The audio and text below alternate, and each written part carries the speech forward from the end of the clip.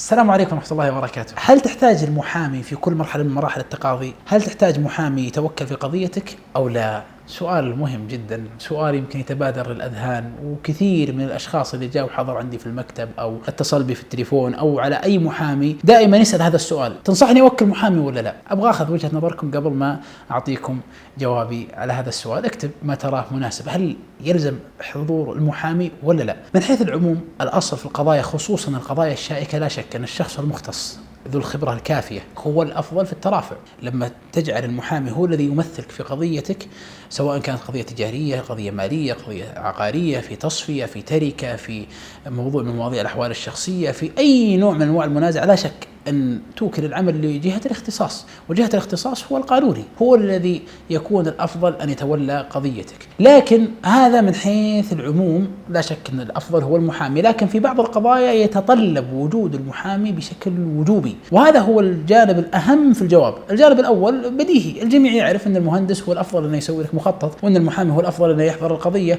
وأن الطبيب هو الأفضل أنه يعالج. هذا موضوع بديهي، لكن الأمر الأهم في قضايا مهم جدا وجود القانوني فيها، ودخولك بدون قانوني قد يدخلك في متاهات وفي مشاكل كبرى. يعني مثل القضايا التجارية، قضايا الشراكات، قضايا الاندماج التجاري، قضايا تصفية التركات، القضايا العقارية، بعض القضايا المالية المعقدة أو عموم القضايا المالية.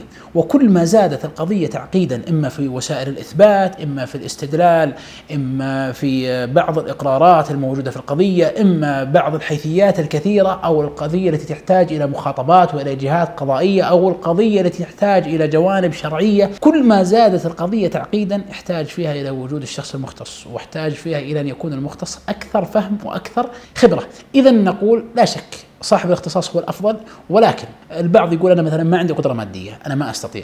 فلا شك أن في بعض القضايا ممكن أنك تتولاها. يعني شخص يقول أنا ما عندي قدرة مادية والقضية بسيطة جدا، يعني مثلا سلف، ممكن أنك تترافع في قضية سلف، ما في إشكال. قضية حوار شخصية، فسخ نكاح، قد يكون المحامي أبصر وأفهم، لكن إذا ما تستطيع توكل محامي ما يلزم، ممكن أنك تحضر أنت بنفسك.